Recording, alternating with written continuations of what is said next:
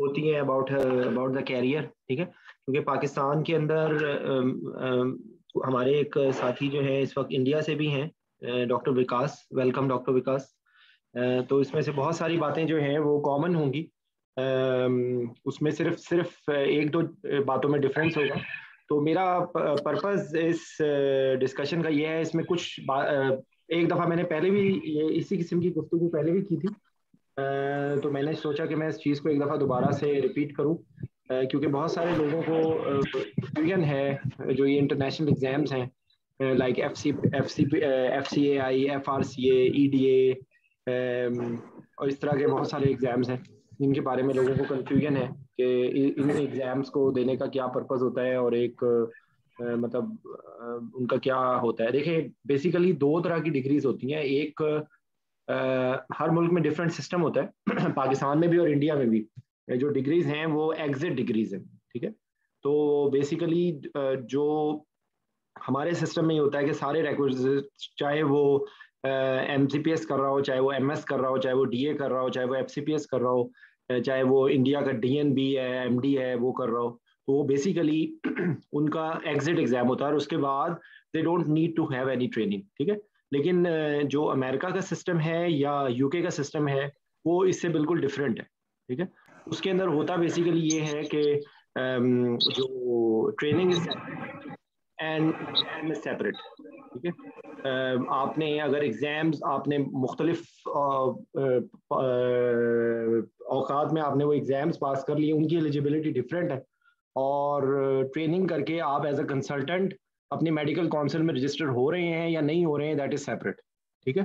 तो यह इस वजह से लोगों को कंफ्यूजन होती है। तो वो लोग ये समझते हैं कि जिस तरह हम लोग पाकिस्तान के अंदर या इंडिया के अंदर एक हम लोगों ने डिग्री मुकम्मल कर ली है तो अब हम कंसल्टेंट बन गए हैं, तो वहां पे ऐसा नहीं होता, ठीक है। वहां पे training is a separate thing और जो है exam is a separate thing. एक एक जहन अपने इस मामले में क्लियर कर लीजिए। दूसरी बात यह है कि किसी भी दुनिया के हिस्से में रजिस्ट्रेशन के लिए जो एक मेडिकल काउंसिल होता है, जो पाकिस्तान के अंदर PMDC है, इंडिया के इंडियन मेडिकल काउंसिल है, इसी तरीके से GMC है या IMC है या आयरलैंड के लिए है या UK के लिए है।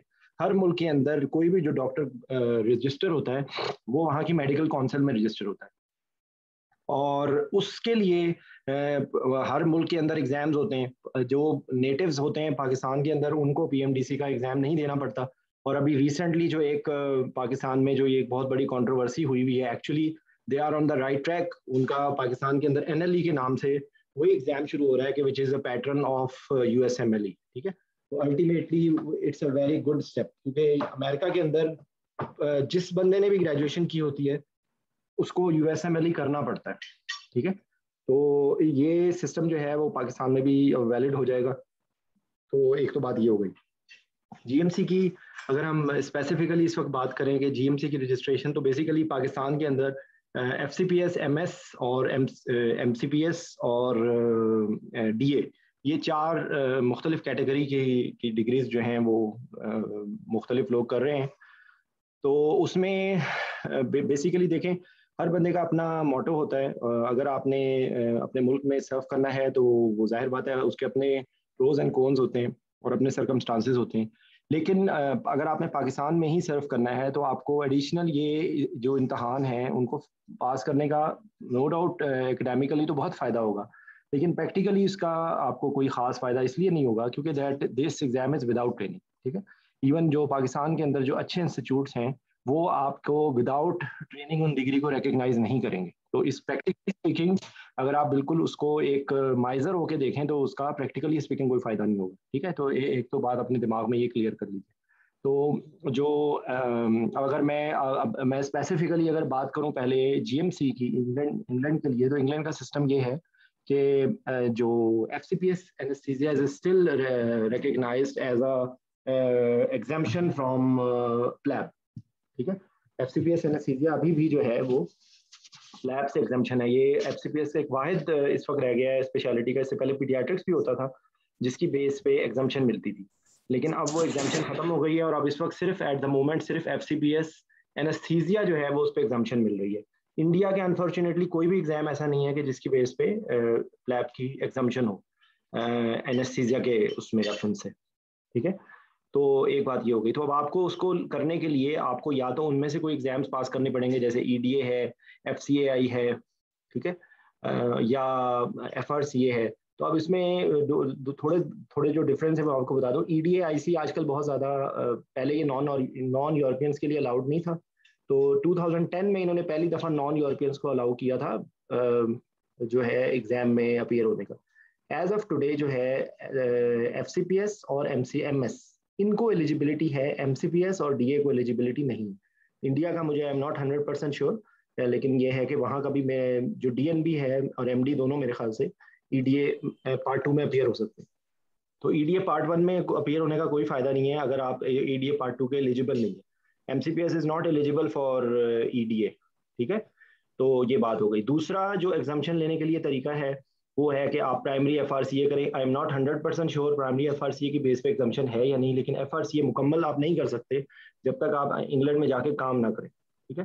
तो एक्चुअली फिर वो उसका कोई फायदा नहीं होगा अगर आप प्राइमरी एफआरसीए की बेस पे एग्जाम्शन नहीं है, जहाँ तक मेरा ख्याल है, या आई एम नॉट श्योर अगर है प्राइमरी एफआरसीए के ऊपर तो ये एक अलग कहानी है। लेकिन एफसीआई जो है, एफसीआई की बेस पे या ईडीए की बेस पे एग्जाम्शन है, ठीक है। तो ये एक रास्ता है, या फिर आप लैब करें। अगर किसी ने इंग्लैंड में जाके काम करना चाहता है तो एक्चुअली बजाय इसके ये कि वो एमसीपीएस के बाद वो जो है वो एफसीआई की तरफ जाए, क्योंकि एफसीपीएस के बाद एफसीआई का जो प्राइमरी पार्ट है जिसका नाम है एमसीएआई, एमसीएआई दैट इज एग्जम्प्टेड, ठीक है। आई रिपीट, एफसीपीएस पाकिस्तान के बाद एमसीआई इज एग्जम्प्टेड, तो आप एफसीआई में डायरेक्टली फाइनल अपीयर होते हैं। लेकिन एमसीपीएस वालों को एग्जम्पशन नहीं है। तो एमसीपीएस वाले अगर एफसीआई करना चाहते हैं तो उनको पहले एमसीएआई पास करना पड़ेगा और फिर एफसीआई पास करना पड़ेगा, which is not an easy job, ठीक है, काफ़ी मुश्किल काम है। अच्छा, उसके बाद ईडीए में वो अपीयर नहीं हो सकते, ठीक है। तो उनके लिए जीएमसी लेने का सबसे आसान तरीका क्या है कि वो लैब करें क्योंकि ओईटी तो हर किसी को करना पड़ेगा। जो लैंग्वेज एग्जाम है वो ओईटी या आइल्स, वो तो आपको सारों को करना पड़ेगा, चाहे आपने एफसीपीएस किया हुआ है, चाहे आपने कोई भी एग्जाम के जरिए आप जीएमसी के रजिस्ट्रेशन की एलिजिबिलिटी ले रहे हैं, ओईटी या आइल्स तो आपको करना ही करना है, ठीक है। तो इसलिए जो एमसीपीएस वाले लोग इंग्लैंड जाके काम करना चाहते हैं उनको, उनके लिए सबसे आसान और सिंपल तरीका यह है कि वो प्लैप करें और ओईटी करें फिर प्लैप करें, and then they will get a job as registrar और SHO anaesthesia on the basis of their experience. लोगों को एक कंफ्यूजन यहाँ पे ये है कि अगर उन्होंने प्लैप किया है तो उनको तो जी एसएचओ की जॉब मिलेगी, तो ऐसी बात नहीं है उनको अकॉर्डिंग टू देयर एक्सपीरियंस, उनका अगर उनका 4-5 साल से ज़्यादा का एक्सपीरियंस है वैसे ही एनेस्थीसिया में और उन्होंने जीएमसी में रजिस्ट्रेशन करवा लिया on the basis of anything, तो अब वो उनको रजिस्ट्रार लेवल की जॉब मिलेगी, ठीक है। और इवन अगर मिसाल के तौर पे कोई मतलब लाइक है कि मेरा 17 ईयर्स का एनेस्थीसिया का एक्सपीरियंस हो, मैं भी वहाँ पे अगर जाऊँगा तो इनिशियली तो मेरी भी जॉब रजिस्ट्रार लेवल की ही होगी, मुझे वहाँ पर कंसल्टेंट जॉब नहीं मिलेगी इमीडिएटली। यस, नेक्स्ट स्टेप जो होगा वो मेरा शायद रिलेटिवली आसान हो सकता है उस बंदे के कि जिसने एमसीपीएस किया हुआ है या जिसने वहाँ की क्वालिफिकेशंस नहीं ली, लेकिन actually there is not much difference. Salary में कोई मेरे ख्याल 500 पाउंड का डिफरेंस होगा, 1000 पाउंड का डिफरेंस होगा, इससे ज़्यादा डिफरेंस नहीं होगा, ठीक है। इंटरव्यूज़ की कॉल हो सकता है कि जिसका अगर मैंने सारे वो एग्जाम्स पास किए हुए हैं और मैं वहाँ पर जॉब के लिए अप्लाई कर रहा हूँ तो हो सकता है मुझे 10 इंटरव्यूज़ की कॉल आए, और जिसके पास सिंपल एमसीपीएस है या कोई और क्वालिफिकेशन के जरिए उसने जीएमसी की रजिस्ट्रेशन कराई है, या इवन उसके पास कोई क्वालिफिकेशन नहीं है, उसने सिर्फ एनेस्थीसिया में एक्सपीरियंस है और अब उसने प्लैप कर लिया और अब उसने ओईटी कर लिया और अब वो इंग्लैंड में जाके काम करने जा रहा है, तो उसमें उसको 10 की बजाय उसको हो सकता है 3-4 कॉल्स आ जाए। लेकिन ये नहीं है कि उसको जॉब नहीं मिल सकती, उसको भी जॉब के लिए उसी तरीके से कम्पीट करना पड़ेगा जिस तरीके से मुझे करना पड़ेगा, सिर्फ शायद ये कि प्रायोरिटी मुझे मिलेगी। इसलिए वहाँ का वो जो है इंग्लैंड का इस तरह का अजीबोगरीब सिस्टम है कि वहाँ पर जो है वो एक ही सफ में खड़े हो गए महमूद और याज, ना कोई बंदा रहा ना कोई बंदा नवाज, वो वाला हिसाब है, ठीक है। तो जैनब मैं आपका भी क्वेश्चन लेता हूँ, 1 मिनट ये मुझे मुकम्मल कर लेने दें। तो यूके के रेफरेंस से अभी तक की बात समझ आ गई है इस जी जैनब बताइए। सर मैं यही पूछ रही थी कि प्राइमरी एफआरसीए के लिए एलिजिबिलिटी क्या है, जैसे कि डीए किया अगर किसी ने और उसका 2 इयर्स का वर्क एक्सपीरियंस है तो वो क्या प्राइमरी एफआरसीए का एग्जाम दे सकता है विदाउट जीएमसी रजिस्ट्रेशन? मैं आपको यही बता रहा हूँ कि आपको प्राइमरी एफआरसीए की बेस पे अगर जीएमसी आपको ये कंफर्म है कि प्राइमरी एफआरसीए की बेस पे जीएमसी की एग्जामिशन होती है, जीएमसी के एग्जाम सॉरी प्लैब की एग्जामिनेशन होती है? Have you checked it out? No, I have no idea. That's why I joined this session. That देखें maybe ना, you know it. देखें वही मैं आपको, और आप ज़हन में रखें बात, primary FRCA is hell of an exam, ठीक है? Yeah, primary I have seen it. Primary FRCA is not an easy exam. तो इसलिए आपको एक आपको सिर्फ एक, आपके सामने एक ट्रेन जा रही है, आपने सिर्फ उसमें एंटर होना है, ट्रेन एक ही जगह जाएगी, चाहे आप खड़े होके जाएं, हो सकता है कि कोई बंदे बैठे होंगे, आपको शुरू में अगर आपने किसी तरह एंटर हो गए तो हो सकता है थोड़ी देर आपको खड़े होके जाना पड़े, फिर अल्टीमेटली आपको जगह मिल जाएगी। तो ये बात है। तो आप इतने मुश्किल इम्तहान के को क्यों टारगेट करना क्यों चाहते हैं? देयर इज नो एडवांटेज, ठीक है? जब आप वंस यू आर देयर तो वहां पे रहते हुए वहां के सिस्टम में, वहां पर ट्रैवलिंग आसान है, वहां पर आपके लिए कोई प्रॉब्लम नहीं होगा, आप कोर्सेज कर सकते हैं। पाकिस्तान या इंडिया में बैठे हुए ये पास करना कोई आसान काम है? It's not so easy, believe me. No, it's not. It's not. Irish exam जो है ना वो हमारे सिस्टम से मिलते जुलते हैं, क्योंकि आयरिश एग्जाम्स आर क्लिनिकल, ठीक है?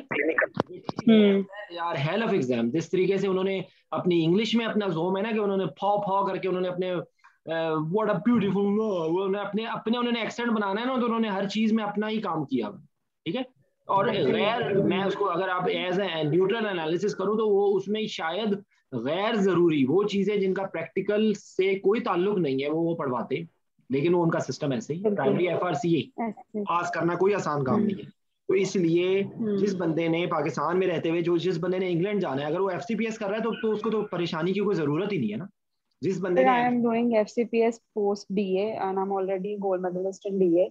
बट वही बात है कि सब मुझे ऐसे लगता है कि जैसे पता नहीं कुछ नहीं आपको और कोई होना चाहिए, कुछ बाहर की नहीं देखिए डिग्री ऐड होनी चाहिए। बाहर की डिग्री का ऐड हो, यही तो हमारा बड़ी डिग्री है वो ना, वो हमारे मुल्क में ये एक होता है कि जी वो इम्पोर्टेड चीज, कॉम्प्लेक्स वो हम लोग आजाद हो गए, कोई तो फायदा नहीं। आजाद नहीं हुए ना अभी तक। देखिए अगर ये कोई ऐसा बंदा जिसने ये इम्तहान ना पास किए होते ना, वो आपको ये बात कह रहा होता तो शायद आप, मैंने ये सारे इम्तहान पास किए हुए, लेकिन प्रैक्टिकली स्पीकिंग मैं अगर उनका कोई बेनिफिट नहीं है। सऊदी अरेबिया में मैं अगर कंसल्टेंट के तौर पे रजिस्टर हुआ हुआ हूँ तो it is only on the basis of FCPS, ठीक है? I have I have not even registered my qualifications in Saudi Arabia, ठीक है? तो ये आप अपनी कंफ्यूजन से निकाल दीजिए कि यस, अब अगर कोई ये कहे कि नहीं ये इम्तहान नहीं देने चाहिए, तो अगर आज सब लोगों के सामने बोलने के काबिल हुआ हूं तो मैं इन्हीं इम्तहानों से हूँ, ठीक है? पाकिस्तान वो बात करूंगा कि नॉलेज जो होती है ना, इल्म को अगर आप इल्म को बनिया समझ के खाली ये देखें कि मैं अगर 100 रुपए खर्च कर रही हूँ तो मुझे 200 मिलेंगे, तो अलग कहानी है। लेकिन अगर आप इल्म को इबादत समझ के लें तो फिर इल्म की तो कोई हद नहीं है, ठीक है? और आप ये वहां पर रहते हैं, एग्जाम्स पास करना कोई मुश्किल काम नहीं है, ठीक है? तो अब कहानी भी सिंपल हो गई है। MCPS या MS वाले जिस बंदे ने जाना है उसके लिए सबसे आसान रास्ता यह है कि वो प्लैब और OET करे और उसको वहां पर एनेस्थीसिया में जॉब मिल जाएगी, ठीक है? ये UK के मामले में वहां पर जाकर सिस्टम, अच्छा अभी आप जहन में रखें बात ये कि UK में जाके रजिस्ट्रार की जॉब शुरू करने का भी ये मतलब नहीं है कि वहां पर बोरिस जॉनसन आपको रिसीव करेगा कि आए मेरे बच्चा आया है मैं इसको ट्रेनिंग दे दूं, ठीक है? देयर इज नो ट्रेनिंग, ऐसी ट्रेनिंग वहां पे नहीं मिलती कि वहां पे ऐड आया है जी सीट हो रहा है, जो पाकिस्तान के अंदर जुमले आजकल बहुत मशहूर बोलते हैं ना आप लोग, इंडक्शन मैंने की है जुलाई में, इंडक्शन मेरी जनवरी में हुई है, तो ये नथिंग लाइक दैट, ठीक है?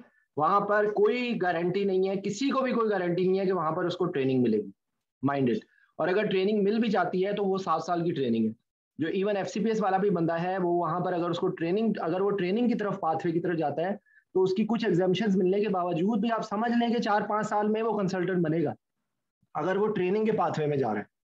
जो दूसरा FCPS की बेस पे वहां पर कंसल्टेंट बनने का तरीका है उसको कहते हैं CESR, CESR, certificate of equivalence of speciality registrar, ठीक है?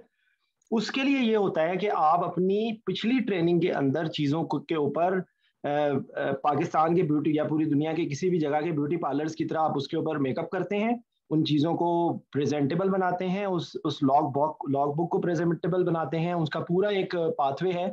क्योंकि मैंने उसमें इतना वर्कअप नहीं किया इसलिए मैं आपको 100% नहीं बता सकता, लेकिन वो मैं डॉक्यूमेंट शेयर कर दूंगा with due passage of time, तो आप लोग वो डॉक्यूमेंट देख सकते हैं जिसके जरिए आप सीजर के पाथवे पे अपने पेपर्स को प्रिपेयर कर सकते हैं। जिस बंदे ने वहां जाके सीजर, और मेरा ख्याल है FCPS वाले को ट्रेनिंग की तरफ नहीं जाना चाहिए, उसको सीजर की तरफ ही जाना चाहिए, ठीक है?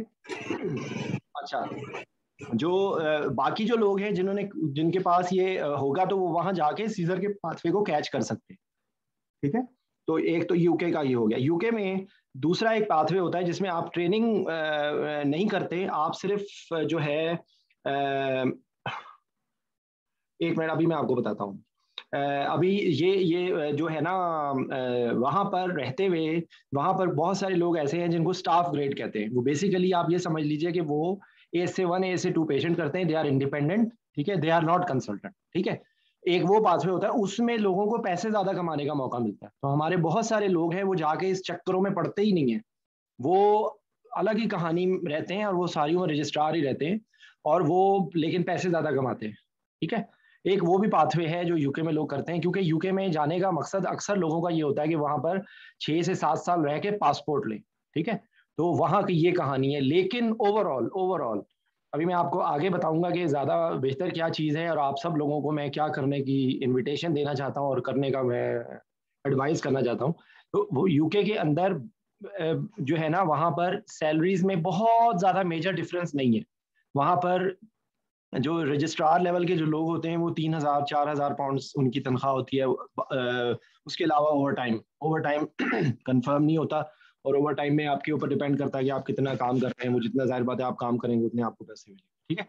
लेकिन ये है कि कोई बहुत ज्यादा शदीद डिफरेंस नहीं है, ठीक है। पाउंड मतलब लाइक के सैलरी में आपको जो बेसिक वहां पे जो काम है वो बहुत रिलैक्स्ड है। यानी कि आप समझ लीजिए कि वो शायद जो एक पाकिस्तान में गवर्नमेंट जॉब से भी शायद वो रिलैक्स ड्यूटी आवर्स होंगे टोटल। हाँ, जितनी देर मौजूद होंगे वो मौजूद होंगे, आप वो पाकिस्तान की तरह नहीं होंगे।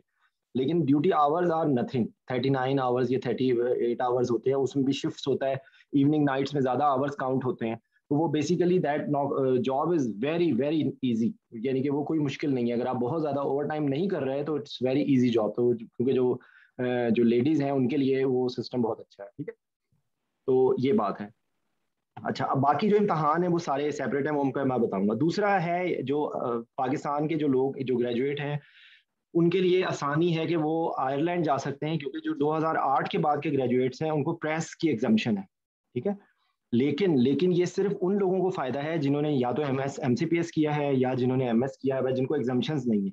जिनको एग्जाम्पशन है और वो जा सकता है तो उसके लिए तो आयरलैंड बिल्कुल हराम होना चाहिए, क्योंकि आयरलैंड के अंदर ट्रेनिंग बैन है। यूके में तो चले ट्रेनिंग के कोई चांसेस हैं, आयरलैंड के अंदर training is ban for non Irish people, ठीक है।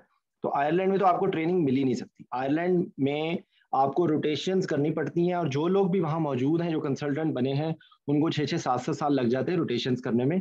और वो भी कोई गारंटी नहीं होता, क्योंकि हर 6 महीने के बाद या साल के बाद या उनकी किस्मत होती है कि उनको कहाँ जॉब मिल रही, तो वहां पे उनको सारी रोटेशंस पूरे करने में 6-7 साल लग जाते हैं। तो और आयरलैंड के अंदर दूसरे एक ये होता है कि आप लोकम सिर्फ अपने हॉस्पिटल में कर सकते हैं, तो वहां पर आपको अर्निंग के भी उतना मौका नहीं होता जितना यूके में होता है। यूके बड़ा है as compare to Ireland. Ireland में मजाकन कहा जाता है कि आयरलैंड से अगर 5 डॉक्टर चले जाएं तो वहां पे शॉर्टेज हो जाती है, 3 डॉक्टर आ जाए तो वहां पे सैचुरेशन हो जाती है। तो ये वहाँ का हालात है। तो इसलिए आयरलैंड में किसी को भी मैं मशवरा नहीं दूंगा कि जो बंदा यूके जा सकता है वो आयरलैंड जाए, ठीक है। अच्छा, उसके बाद जो अभी सवाल जो अजहर ने पूछा था वो ये था कि FCPS की बेस पे या FRCA की बेस पे सैलरी में फ़र्क है। तो देखें, जेहन में रखें बात कि सऊदी अरब के बारे में भी आपको डिटेल से बताऊंगा। क्वेश्चन आंसर इज कि विदाउट, अगर आपके पास CCST नहीं, जिसको जो कंप्लीशन जो ट्रेनिंग होती है ना उसके लिए जो होता है उसको कहते हैं CCST, certificate of completion of speciality training, ठीक है।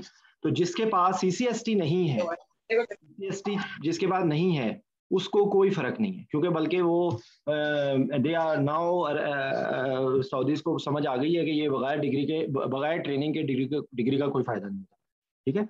तो पहले जमाने के लोग अच्छे हॉस्पिटल्स में कंसल्टेंट के तौर पे लगे हुए हैं जिनके पास CCST नहीं है, लेकिन अब CCST के बगैर जो सऊदी अरब के जो टॉप रैंक हॉस्पिटल्स हैं वहां पर आप कंसल्टेंट नहीं बन सकते, ठीक है। ये मेरा आंसर है। अच्छा, दूसरी चीज ये है कि गल्फ कंट्रीज में सैचुरेशन आहिस्ता आहिस्ता होती जा रही है। एनेस्थीसिया के अंदर तो चले फिर भी ऐसा है कि एनेस्थीसिया के अंदर अभी भी स्कोप मौजूद है। आहिस्ता आहिस्ता ये होगा कि आपको मेजर सिटीज में जॉब नहीं मिलेंगी, आपको गवर्नमेंट हॉस्पिटल के बजाय आपको मेजर सिटीज में अगर काम करना है तो आपको प्राइवेट हॉस्पिटल्स की तरफ जाना पड़ेगा। लेकिन अल्टीमेटली सऊदी अरब के अंदर भी जो है वो सैचुरेशन हो रही है। तो आहिस्ता आहिस्ता ये होगा कि लोग पेरिफेरी की तरफ जाना शुरू हो जाएंगे।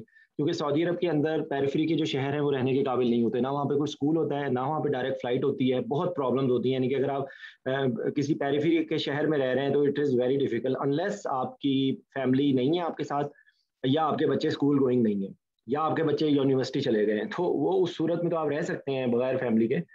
लेकिन फैमिली के साथ वहाँ पे रहना बहुत मुश्किल होता है, डायरेक्ट फ्लाइट नहीं होती है, आपको पहले कनेक्टिंग फ्लाइट से मेजर सिटीज़ में जाना पड़ता है और फिर वहाँ से आप ट्रैवल करके पाकिस्तान जा सकते हैं, तो it becomes a big problem. ठीक है, तो इसलिए पेरिफेरी के अंदर हॉस्पिटल में एज कंसल्टेंट, और ऊपर बात ये होती है कि मिनिस्ट्री ऑफ हेल्थ की सैलरीज भी बहुत थोड़ी होती हैं as compare to autonomous. Saudi Arabia के बारे में अगर मैं बात आगे मैं करूँ, CCST का अभी मैं आपको जवाब देता हूँ डॉक्टर शाइस्ता। सऊदी अरब के बारे में अगर मजीद गुफ्तगू करें तो ये है कि देखें, सऊदी अरब के अंदर जो लोगों को पाकिस्तान में पता है, जो डेलीगेट आते थे किसी ज़माने में, अब तो वो भी कोविड की वजह से ख़त्म हो गया है, सिस्टम बदल गया है, वो सारे जो डेलीगेट्स आते थे वो 99% जो है वो मिनिस्ट्री ऑफ हेल्थ के होते थे। ठीक है, तो ministry of health is just like, आप समझ लें कि पाकिस्तान के अंदर अगर कोई THQ है, DHQ है, उस तरह के जो हालात होते हैं वो वाले हालात होते हैं। ठीक है, तो वो उस तरह के हॉस्पिटल्स में आमतौर पे वो लोग लेके जाते हैं इंटरव्यूज लेके। इवन मैंने भी जब सऊदी अरब में फर्स्ट टाइम आया था तो मैंने बिल्कुल यमन के बॉर्डर पे जहाँ पर मिसाइल चल रहे हैं, मैंने वहां पर 1 साल काम किया था और it was a terrible experience. ठीक है, तो जो मिनिस्ट्री ऑफ हेल्थ के जो आते हैं वो अभी भी आते रहते, अभी भी वो उनके रिक्रूटमेंट होती रहती है, वहाँ पे जॉब मिल जाती है। लेकिन एक बात ये कि वो मेजर सिटीज़ नहीं होते, दूसरी बात ये कि वहाँ पर सैलरी रिलेटिवली कम होती है। अच्छा, मज़े की बात ये कि वहाँ पर क्योंकि सऊदी अरब में रजिस्ट्रेशन के रैंक्स हैं, number 1 is consultant, number 2 is registrar, number 2 is senior registrar, number 3 is registrar and number 4 is resident. ठीक है, तो FCPS after 5 years is consultant. Fresh FCPS is senior registrar. Okay. Fresh FCPS is senior registrar. FCPS after 5 years is consultant.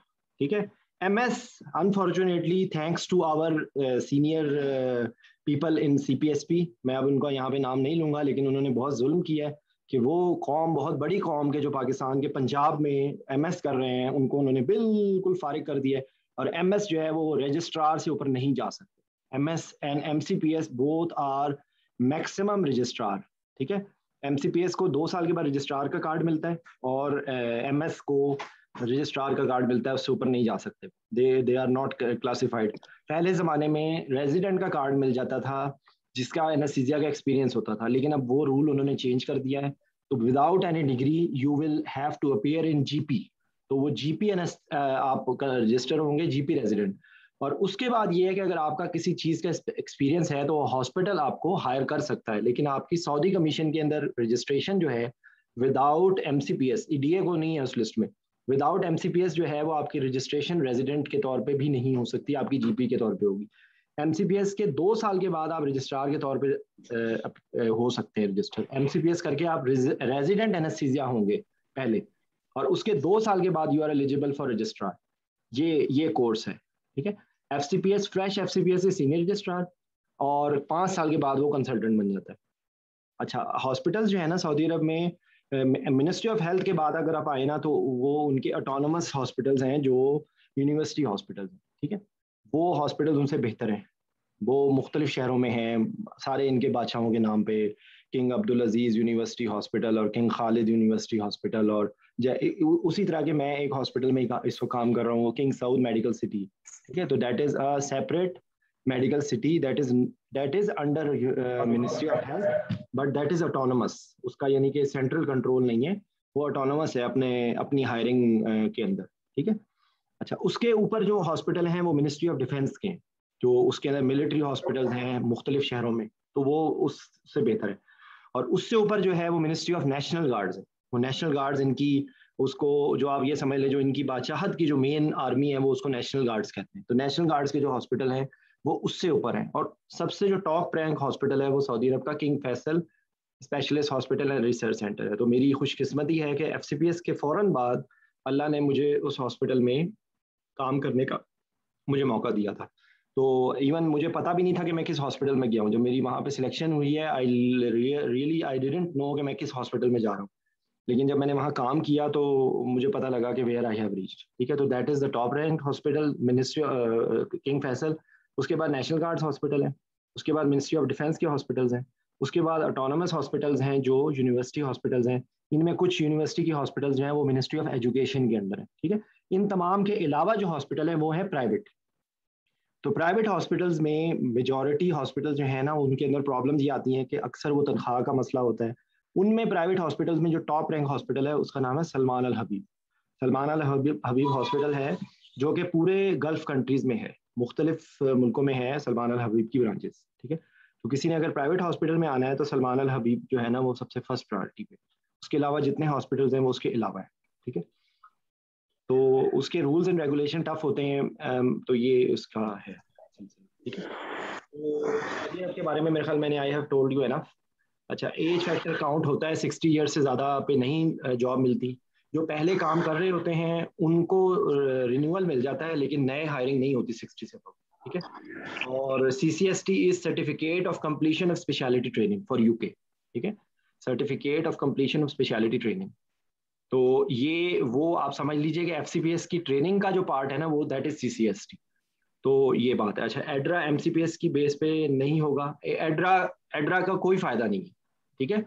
एड्रा is just like, आप ये समझ लीजिए कि एक Swedish है, आपने खाना खा लिया तो आप खाने के बाद आप स्वीडिश कर रहे हैं, एड्रा की बेस पे आपको कुछ भी नहीं मिलेगा, ठीक है। एड्रा, और ये कमेंट मैं उसलिए कर रहा हूँ क्योंकि मैंने भी किया हुआ एड्रा, तो मैं इसलिए, आप ये ना समझिएगा कि वो कोई इम्तहान आसान होगा, आपको इम्तहान पास करने में आपको मुश्किल ही होगी। एलिजिबिलिटी का चक्कर ये होता है कि एलिजिबिलिटी के लिए आपको एक सर्टेन नंबर ऑफ ब्लॉक्स लगाने होते हैं, आपको एक लॉग बुक, उनको बेसिकली उनको आपको किसी को अपने सुपरवाइजर के सिग्नेचर करवा के भेजने होते हैं कि भाई इस बंदे ने इतने ब्लॉक्स लगाए हुए, इतना इसने कुछ किया, ठीक है। तो उसके बाद आप एलिजिबल हो सकते हैं, and you have to be registered as an anaesthetist in your country, that's their only requirement, ठीक है। उनको पैसे चाहिए, उनको इससे कोई गर्ज नहीं, ठीक है। नहीं, ये CCST is from UK, it is not, it has nothing to do with Saudi commission. ये किसी ने सवाल पूछा CCST, तो CCST is being issued by the Royal College, ठीक है, और वो रजिस्टर होती है फिर GMC के अंदर, आप एज उसको कहते हैं स्पेशलिटी रजिस्ट्रार में, ठीक है। आप स्पेशलिटी रजिस्ट्रार के तौर पे आप होते, ठीक है।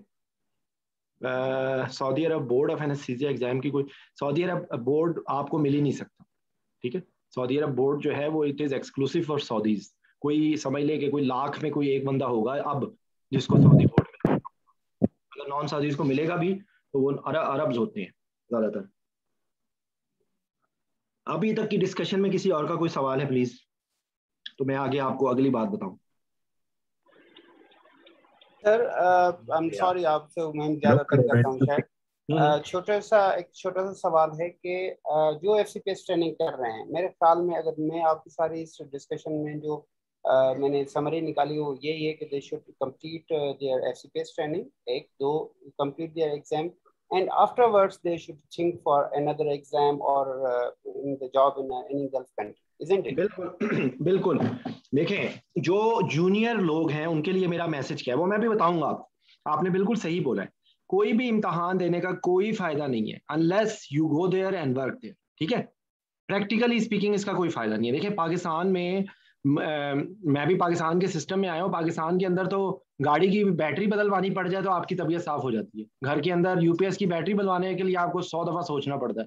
पाकिस्तान के अंदर हम इकोनॉमिकली कोई बादशाह सलामत की तरह तो रहते नहीं है, तो वहां पर ये बेवकूफ़ी होगी कि इस टाइम पे, क्योंकि मुझे अक्सर मैसेज आते हैं कि सर प्लीज़ मुझे EDA के MCQs का बता दें, आप मुझे एड्रा के MCQs का बता दें, तो वो 100 बिस्मिल्लाह, लेकिन फ़ायदा कोई नहीं, useless it is useless at the moment till the time you finish your FCPS। Yes, FCPS के दरमियान में जो तो आप लोग जो मेरे साथ अटैच्ड हैं वो सब लोग जानते हैं कि मैं आप लोगों को कहता ही यही हूँ कि आप लोग टनल विजन से बाहर निकले, टनल विजन से बाहर निकल के आप पढ़ाई उस तरह करें जिस तरह आप ये समझ लीजिए कि आप लोग मैराथन की तैयारी करें। आप मैराथन की तैयारी करें, जो मैराथन वाला बंदा होता है ना वो 100 मीटर भी शायद कर लेगा, लेकिन 100 मीटर जो रेस करता है वो कभी मैराथन नहीं कर सकता, ठीक है। तो आप लोग मैराथन की प्रैक्टिस करें। ये इम्तहान मुश्किल नहीं होते, प्रॉब्लम होता है वो सिस्टम हमारे से अनफेमिलियर होता है। तो once you are there these exams are nothing. When you are working in UK और you are working in Ireland for example, in anywhere in Europe, आप आयरलैंड में काम कर रहे हैं, तो तब आपके लिए FCI पास करना मुश्किल थोड़ी है। मैं पहली दफा FCI के वाइवा में फेल हुआ था और 100% वजह ये नहीं थी कि मुझे कुछ आता नहीं था, वाइवा में फेल हुआ था सिर्फ और सिर्फ इस वजह से कि मुझे वहाँ के सिस्टम का नहीं पता था। उनके कुछ क्वेश्चन ऐसे थे वो उनके उसके अंदर मैं मेन ही बात मैं भूल गया था कि हमें वहाँ पर मल्टी डिसिप्लिनरी टीम आपको डिस्कस करना होता है, तो मैंने वो तमाम डिजीज खुद बताई और वो पता लगा कि एंड पे उन्होंने मुझसे पूछा, जुमला बोला था, would you like to refer to haematologist, और जिस तरह से उसने मुझसे पूछा था वो मुस्कुरा के, और उसी वक्त मैंने मुस्कुरा के मैंने समझ लिया था कि मैं फेल हो गया, कि मैंने वहाँ पे हेमाटोलॉजिस्ट का जिक्र ही नहीं किया था। मैं डेस्मोप्रेसिन और ये सारी वोन विलिब्रेंट डिजीज को खुद से ट्रीट कर रहा था, जबकि उनके लिए बहुत बड़ा इशू है और ये मैनेजमेंट का इशू है कि अगर एक बंदा एक डिजीज को के लिए मल्टी डिसिप्लिनरी टीम को इन्वॉल्व नहीं करता और आपस में करके रेफरल करके चीज़ों को नहीं अरेंज करता। एनीवेज ये एक अलग बात हो गई। तो ये इम्तहानों का बॉटम लाइन मेरी रिक्वेस्ट ये है कि इन इम्तहानों का प्रैक्टिस ज़रूर करें, इम्तहानों की तैयारी ज़रूर करें, लेकिन FCPS के बगैर आपका गुजारा नहीं है। जो लोग MCPS कर रहे हैं, MCPS विद ड्यू रिस्पेक्ट, अगर कोई सीनियर यहाँ पे मौजूद हो, अगर कोई यंग एज का बंदा FCPS के को पार्ट 1 की तैयारी कर छोड़ के MCPS के अंदर ट्रेनिंग ले लेता है, मेरा ख्याल है कि CPS की तरफ से ना बैन होना चाहिए। अगर कोई पाकिस्तान में चीज़ों को प्लानिंग करे ना, तो MCPS should be banned for the people who are younger, यानी कि मेरा ख्याल है MCPS की रजिस्ट्रेशन को अलाउ करनी चाहिए 50 साल से ज़्यादा के लोगों को, कि जो नहीं कुछ कर सके तो चलो अब इस एज पे वो कुछ कर ले, लेकिन यंग एज वाला लोग जो MCPS कर रहे हैं आज के दौर में भी वो बहुत ज्यादती कर रहे हैं अपने साथ, क्योंकि MCPS की कोई अब वैल्यू नहीं रहेगी। विद ड्यू रिस्पेक्ट, बड़े शहरों में हमारे पाकिस्तान के अंदर भी MCPS की कोई वैल्यू नहीं रहेगी, ठीक है। अगर आपने किसी अच्छी जगह पे सेटल होना है, जब FCPS इतने ज्यादा आ जाएंगे तो आप मुझे बताएं कि MCPS को कौन लेगा, मुझे बताइए, ठीक है। तो ये जहन में रख लें आप बात, कि मैं कोई डिग्रेड नहीं कर रहा, मैं आपको एक फैक्ट बता रहा हूँ। यंग एज का बंदा कोई MCPS कर रहा है, he is doing a crime to himself, क्योंकि होता ये है कि वो डिस्ट्रैक्ट हो जाता है बंदा। अच्छा, अब ये बात आ गई, वो FCPS पार्ट 1 की तैयारी कैसे करनी है बोलेगा, अलग कहानी है, I will tell you in detail. अच्छा, यहाँ तक बात समझ आ गई है? यहाँ तक और कोई क्वेश्चन प्लीज? अगर आप लोग सवाल नहीं पूछेंगे तो कोई फायदा नहीं है मेरे इस सारे कहानी का। सारी बातें समझ आ गई हैं, कोई क्वेश्चन नहीं है?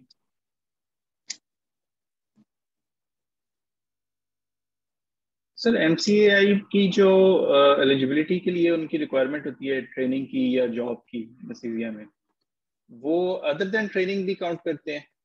बिल्कुल। उन्होंने क्या लिखा हुआ है? उन्होंने यही लिखा हुआ है कि 3 years in experience in anaesthesia. Experience in anaesthesia. तो वो किसी भी टीचिंग इंस्टीट्यूट में होना चाहिए? कोई फायदा नहीं है ना। आप MCA देखें, मेरी बात सुने, आप देखें मेरी बात सुने, आप बंदे तो विंडो शॉपिंग नहीं करते ना, तो आप क्यों विंडो शॉपिंग कर रहे हैं? आपका वो रास्ता ही नहीं है, आपको जरूरत ही नहीं है, क्या हासिल होगा आपको उससे? जो बंदा है, मैं आपको वही तो बता रहा हूँ कि देखें, वो कोई एक ऐसी चीज जिसका कोई फायदा हो ना, इसलिए आप FCPS कर रहे हैं ना जीशान, आप FCPS में है ना? नहीं सर, मैं वैसे तो MCPS अभी मेरा कंप्लीट हुई है ट्रेनिंग, लेकिन आगे इरादा है मेरा। सॉरी, क्या खत्म किया हुए? MCPS। देखें, मैं आपको एक बात बताऊं, अगर आप MCI कर भी लेंगे, आप FCI कर लेंगे, आप इतनी मेहनत अगर आप FCPS पार्ट 1 पे करेंगे तो आपका FCPS पार्ट 1 नहीं पास हो जाएगा। तो आप एक ऐसी चीज जिसका कोई फायदा ही नहीं है उसको करने का, आप मुझे बताइए हासिल क्या होगा? उससे ज्यादा बेहतर नहीं है कि आप वही एनर्जी जो है वो अपनी, अच्छा FCPS पार्ट 1 के बारे में भी मैं अभी बात कर लेता हूँ, ये इंपॉर्टेंट है। और अगला मेरा आखिरी जो डिस्कशन का हिस्सा है वो मैं USMLE के बारे में आप लोगों को बताना चाहता हूँ। तो वो जो है ना, देखें, FCPS पार्ट 1 में वो लोग फेल होते हैं क्योंकि वो इस चीज में करते हैं शॉर्टकट्स, ठीक है। जो देखें, एनेस्थीसिया के अलावा कोई अगर स्पेशलिटी है ना, उसके अंदर कोई बंदा है, क्या नाम है उसका, बेसिक साइंसेस की बात करें ना, तो चलो वो कहे कि भाई बाकी स्पेशलिटी के अंदर बेसिक साइंसेस बाद में पढ़ के क्या करना है, तो किसी तरीके से इम्तहान पास करो। FCPS पार्ट 1 में जो बंदा फजूल, जो वाहियात किस्म की चीजों को से आप लोग पढ़ रहे हैं, खुदा की कसम मुझे शर्म आती है। I feel ashamed of the people who are preparing for FCPS part 1 from pathetic substandard resources.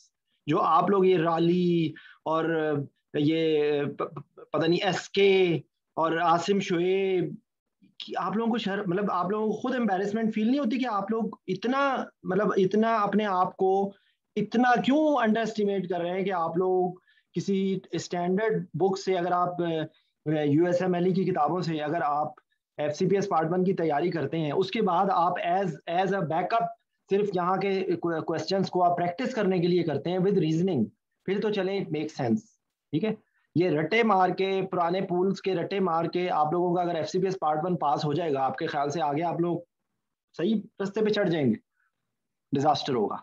अव्वल तो जो मेजॉरिटी, क्योंकि बहुत सारे लोग ऐसे भी मुझे मिल गए हैं कि जिन्होंने USMLE की बाद भी FCPS पार्ट 1 दिया तो उनका फेल हो गया, ले वो एक्सेप्शंस है। मैं आपको ये दावे से ये बात कहता हूँ कि जिस बंदे ने FCPS USMLE की तैयारी की है, या USMLE पैटर्न पे जिसने तैयारी की है, ठीक है, USMLE पैटर्न पे जिसने तैयारी की है, उसका FCPS पार्ट 1 फेल नहीं होगा, ये मैं आपको गारंटी देता हूँ। तो इसलिए मेरी रिक्वेस्ट है कि अगर आप लोग उसको सही तरीके से तैयारी करके, टॉपिक ओरिएंटेड पढ़ाई करके, उन MCQs जो पूल आपको मिल रहे हैं, और आप लोगों को बहुत लालच आ रही है कि वो फलाना ने बताया है कि ये MCQ पिछली दफा में इसमें से 100 में से 50 आए थे, तो ये बहुत अट्रैक्टिव चीज लगती है। लेकिन अगर वो आपको समझ ही ना आए और आप उसको रट्टे मारें और वहां पे रट्टा वो ना काम करे, तो मुझे बताएं कि फेल हो जाएगा कि नहीं हो जाएगा। और दूसरे एक आता है कि जी मैं अटेम्प्ट दे रहा हूँ, ये अटेम्प्ट के चक्कर में ना होता ही है कि बंदा एक दो दफा तो वैसे ही अटेम्प्ट के नाम पे ही दे देता है कि मैं तो अभी अटेम्प्ट ले रहा हूँ, अभी मैंने पढ़ना, अभी मैंने तैयारी थोड़ी की है। तो आप लोग अपने फोकस को ठीक करें, सही तरीके से सब्जेक्ट को कवर करें, फिर आप FCPS पार्ट 1 दें। मैं आपको गारंटी देता हूँ आपका FCPS पार्ट 1 फर्स्ट अटेम्प्ट में पास हो। लेकिन अगर आप लोग वो, अच्छा, और इसके अंदर एक और टर्मिनोलॉजी आती है कि जी जो है जैना, मैं अभी आपको इसी सवाल का जवाब देने लगा हूँ, US वाला, कि जो है ना वो CPSP का पूल में ये आंसर है, तो ये CPSP के ये पूल के आंसर का अपने दिमाग से निकाल दें। जिस बंदे का इम्तहान पास हो जाता है वो आके ये इरशाद करता है कि जी ये मेरा इम्तहान में आया था, मेरा FCPS पार्ट 1 पास हो गया, अब मुझे ये लाइसेंस है कि मुझे CPSP वालों की वही नाजिल हो गई है कि ये इसका आंसर एग्जैक्टली यही था। ऐसा नहीं होता, प्लीज अपने दिमाग को इस्तेमाल कीजिए। आप लोग ना इस तरह चीजों को ब्लाइंडली फॉलो करें और अपने आप को नुकसान करें। ठीक है, तो एक FCPS पार्ट 1 के बारे में बहुत लंबी डिस्कशन हम कर सकते हैं। अच्छा, पहला क्वेश्चन यहाँ पे ये है, अब जो मैं बताने लगा हूँ कि जो लोग FCPS करते हैं, अगर वो अपने दिमाग के अंदर ये रखें कि जितना उन्होंने ख्वार होना है इन सारे इम्तहानों में, अगर उसकी जगह वो अपनी तैयारी की बेस ट्रेनिंग के दरमियान में ऐसी रखें कि वो बेसिक साइंसेस की किताबें पढ़ते रहें, वो क्लिनिकली को रिलेट करते रहें चीज़ों को USMLE की बुक से, और वो किसी तरीके से FCPS के बाद या FCPS के दरमियान में वो USMLE पास कर लें, तो now the door of heaven in world is open for you. ठीक है, देखिए अमेरिका जो है ना, वो अमेरिका में क्यों अमेरिका सुपर पावर है, क्यों अमेरिका का सिस्टम ऐसा है कि वो वाकई super power, they deserve to be super power. ठीक है, जो मेडिकल का वहाँ का जो सिस्टम है, वहाँ पर जो अर्निंग है, वहाँ पे टोटल है तकरीबन जो है वहाँ पे प्राइवेट प्रैक्टिस बेस्ड वहाँ पे चीज़ें हैं। ठीक है, इंश्योरेंस बेस्ड सारा है, तो वहाँ पर इतनी अर्निंग है कि आपकी सोच है। ठीक है, अब उस सिस्टम में उसका कोई कंपैरिजन नहीं है अमेरिका में और यूरोप में, या अमेरिका में और इंग्लैंड में वही फर्क है जो कराची और हैदराबाद में है, या जो लाहौर और मुल्तान में है, या जो लाहौर और साहिवाल में है। ये डिफरेंस है अमेरिका में और UK में, कोई कंपैरिजन नहीं। वहाँ की अर्निंग उससे 3 टाइम्स अर्निंग होगी, 5 टाइम अर्निंग होगी। जो एक एस्टेब्लिश कंसल्टेंट जो UK में कमा रहा है और एक एस्टेब्लिश कंसल्टेंट जो अमेरिका में कमा रहा है, उसका कोई कंपैरिजन नहीं है। ठीक है, तो देखें जो USMLE के ऊपर बाद बेस पे जो जाते हैं शुरू में, वो जो है एक अलग कहानी होती है। वो उनको जाहिर बात है कम्पीट करना होता है, क्योंकि उनका और तो क्लिनिकल एक्सपीरियंस है नहीं, उन्हें कम्पीट करना होता है वहाँ पर रेजिडेंसी के लिए। तो रेजिडेंसी का जो सिस्टम है वो काफ़ी कॉम्प्लिकेटेड है, वो मुश्किल है, बहुत कॉम्पिटिटिव है, वो एक चलेगा अलग कहानी है। जो लोग FCPS कर चुके हैं या जिन लोगों ने MCPS कर लिया है, उनके पास एक्सपीरियंस है 8 साल का 10 साल का, अब वो चाहते हैं कि हम आगे कहीं जाएं मिसाल के तौर पे, तो अगर वो ये UK का सिस्टम उनके लिए ज़्यादा प्रेफरेबल है, क्योंकि उनको उनके चांसेस रिलेटिवली कम होंगे इस लिहाज से, क्योंकि उनका एक्सपीरियंस कम है। अगर एक्सपीरियंस उनका भी है तो दे शुड डू USMLE करना चाहिए उनको। और उसके बाद वहाँ पर फेलोशिप का पाथवे होता है, वहाँ पर फेलोशिप का पाथवे इस तरह होता है, yes you have to do all the steps. ठीक है, तो जो उसका पाथवे ये होता है कि बेसिकली क्या नाम है उसका, उनको जो है वहाँ पर फेलोशिप होती है, जैसे मिसाल के तौर पे कार्डियक एनेस्थीसिया में, पीडियाट्रिक एनेस्थीसिया में, ऑब्स्टेट्रिक एनेस्थीसिया में, ICU में। ठीक है, तो वो 1 साल की क्लिनिकल फेलोशिप होती है। उसके बाद आप US में नहीं काम कर सकते, लेकिन ये वहां पर काम होने का बैक डोर होता है कि now you are registered with US medical council, आपने मेडिकल लाइसेंसिंग एग्जाम कर लिया, now you are MD US से, ठीक है, आपने वहां पर एक फेलोशिप कर ली है, तो उसके बाद आप वहां पर दूसरी फेलोशिप करें किसी और स्पेशलिटी में। या एक ये ऑप्शन होती है, या दूसरी ऑप्शन ये होती है कि अक्सर औकात if you are good enough और आपने उस हॉस्पिटल में जिसमें फेलोशिप की है, if they are happy with you, तो दे ऑफर यू रेजिडेंसी। तो अगर किसी को अमेरिका में एनेस्थीसिया में रेजिडेंसी मिल गई ना, तो इस दुनिया में उसको जन्नत मिल गई, ठीक है, इस दुनिया में जन्नत उसको परवाना मिल गया है इस दुनिया में, इस दुनिया की जन्नत यही हो सकती है, ठीक है। तो इसलिए दूसरा रास्ता ये होता है, दूसरा होता है कि वो एक फेलोशिप करें, फिर कोई और किसी और स्पेशलिटी में फेलोशिप ले लें। अगर आप किसी तरीके से यूएस में 3 फेलोशिप्स कर लेते हैं तो आपको वहां पर लिमिटेड लाइसेंस टू वर्क मिल जाता है, आप वहां पर कुछ स्पेसिफिक हॉस्पिटल्स में आप रजिस्टर हो जाते हैं as consultant and you can earn a lot, ठीक है। वहां पर फेलोशिप में मुख्तलिफ होती हैं सैलरीज, लेकिन $4,000 के करीब एटलीस्ट मिल जाते हैं जी, और एजुकेशन क्योंकि फ्री होती है तो आप वहां पर सर्वाइव कर सकते हैं, लेकिन ये वर्थ एन इन्वेस्टमेंट है। तो इसलिए वो लोग के जो भी जूनियर लेवल पे काम अभी शुरू कर रहे हैं अपना कैरियर, उनसे मेरी सबसे रिक्वेस्ट है कि वो लोग अपनी पढ़ाई के अंदर यूएसएमएलई की बुक्स को शामिल करें, जो बेसिक साइंसेज हैं, वो फजूल सब्जेक्ट के पीछे ना परेशान हो कि जो बायोकेमिस्ट्री है और एम्ब्रियोलॉजी है और बायोस्टैटिस्टिक्स है और मनहूस किस्म की चीज़ें, आप सिंपल चीज़ों को अपनी पढ़ाई के साथ इंटेग्रेट करें कि whenever you want to change your path you can do it. आप फिजियोलॉजी, फार्माकोलॉजी, एनाटमी और पैथोफिजियोलॉजी, माइक्रोबायोलॉजी, ये आप लोग बहुत आराम से पढ़ सकते हैं, ठीक है। जो जितनी मेडिकल साइंस जो डिजीजेज हैं वो आप सारी मेडिसिन के साथ साथ पढ़ते रहें, वो आपको मना तो नहीं होगा कि अगर आपने थायराइड फिजियोलॉजी पढ़ ली, फार्माकोलॉजी पढ़ ली, उसकी पैथोलॉजी पढ़ ली, उसकी मेडिसिन पढ़ ली, तो वो आपको कोई गोली तो नहीं मारेगा, बल्कि आपका कॉन्सेप्ट क्लियर हो जाएगा, और कुछ नहीं तो आपका एफसीपीएस फेल नहीं होगा, ठीक है। तो इसी तरीके से जो ऑब्स्टेट्रिक एनेस्थीसिया पढ़ रहे हैं तो आप गायनी ऑप्स को उसके साथ इंटीग्रेट कर लें, पीडियाट्रिक्स को आप पीडियाट्रिक एनेस्थीसिया के साथ इंटीग्रेट कर लें, तो आप सर्जरी जो है वो आप पूरे एनेस्थीसिया की मैनेजमेंट के साथ आप उसको इंटीग्रेट कर लें। तो अगर आप एनेस्थीसिया की ट्रेनिंग के साथ साथ अगर आप एफसीपीएस किसी तरीके से पास कर लें, ठीक है, सॉरी यूएसएमएलई आप किसी तरीके से पास कर लें, तो आपके लिए ये तमाम इम्तहानों से देने से बेहतर है, तमाम इम्तहानों को देने से बेहतर है, जिसकी आप लोगों को बहुत अट्रैक्शन आ रही है, EDAIC और FCAI और एड्रा। अगर यकीन करें, मैं आज से 10 साल पहले अगर किसी ने मुझे ये बात बता दी होती, खुदा की कसम मुझे नहीं किसी ने बताया, मुझे नहीं पता थी ये बात। इसलिए मैं चीख के आप लोगों से रिक्वेस्ट कर रहा हूँ कि प्लीज आप लोगों को मैं बता रहा हूँ, आप लोग इस चीज़ को समझें और इस पर अमल करें, आप लोगों को ही फायदा होगा। मैंने तो वहाँ पे ये बात सुन के मेरे लिए तो शायद मेरा अभी भी दिल चाहता है, अभी भी मेरे पास यूएसएमएलई की किताबें पढ़ी हैं, लेकिन शायद अब मेरे पास उतना स्टेमिना नहीं रहा, शायद मेरी प्रायोरिटीज बदल गई हैं, मेरे बच्चे बड़े हो गए, तो I don't have that much time, ठीक है। लेकिन जो जिसको अभी ये खबर मिल रही है और अभी वो ट्रेनिंग प्रोग्राम में है उनको खुदा के लिए, लेकिन ये उस वक्त होगा ना जब आप लोग मनहूस मॉर्गन की दुनिया से बाहर निकलेंगे। आप लोगों को तो मॉर्गन की पूजा पाठ से बाहर निकलेंगे तो आप कुछ करेंगे ना।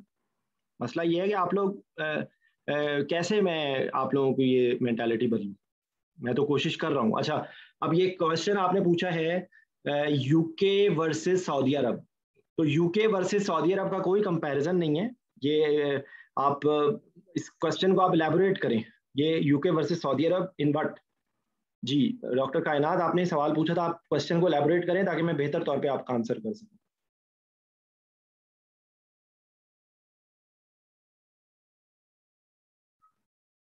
आवाज आ रही है आपको?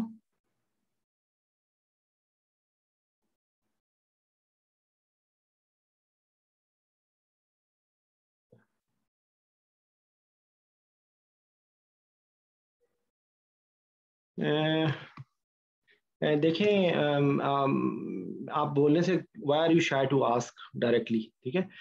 देखें, स्टेबिलिटी से आपकी क्या मुराद है? मैं कह रहा हूँ ना, हर चीज़ रिलेटिव होती है। अगर मैं इस वक्त अगर मैं जाऊंगा यूके, हो सकता है कि मैं ना अगर कर सका यूएसएमएलई, तो मैं सऊदी अरब में कुछ साल रहने के बाद हो सकता है कि मैं यूके मूव करूं, लेकिन मेरी एम्बिशंस और वो सारी चीज़ें कम हो चुकी हैं। अब मुझे जो भी करना है मैंने अपनी फैमिली, अपने बच्चों के हिसाब से करना है, ठीक है। जाहिर बात है सैलरी तो सऊदी अरब में ज़्यादा है, यूके का कोई कंपैरिजन नहीं है। यूके में आप यहाँ पर जो एज रजिस्ट्रार तनख्वाह कमाएंगे आप उससे ज़्यादा नहीं कमा सकते। तो जो तनख्वाह मेरी यहाँ पे एज कंसल्टेंट है वो वहाँ पर तो मुझे नहीं यूके में मिल सकती। और सबसे बड़ी बात ये है कि मैं यहाँ पे एज कंसल्टेंट काम कर रहा हूँ, वहाँ पे जाके मुझे रजिस्ट्रार के तौर पे काम करना पड़ेगा। ये इन दोनों चीज़ों में कोई कंपैरिजन ही नहीं है ना। ये हर चीज़ रिलेटिव होती है, दुनिया में कोई भी चीज़ एब्सोल्यूट नहीं होती, हर एवरीथिंग इज रिलेटिव। ठीक है, तो जो है ना CCST में इस तरह एंटर नहीं हुआ जाता, ये वहाँ जाके आपको स्ट्रगल करना पड़ता है। आपको एलिजिबिलिटीज़ पे वहाँ पर जो आपके जो सुपरवाइजर्स होते हैं, जब वो अगर आपको नोट देंगे तब आपका ये काम शुरू होगा। That is it. मैंने कहा ना कि ये कोई इस तरह नहीं है कि कोई ऐड आ रहा है कि जी FCPS पार्ट 1 के रेजिडेंट्स के लिए ट्रेनिंग के लिए हो रहा है, FCPS पार्ट 2 के लिए, और वो ऐड दे रहे हैं और उसके अंदर no, it's not like that. It's a totally different game.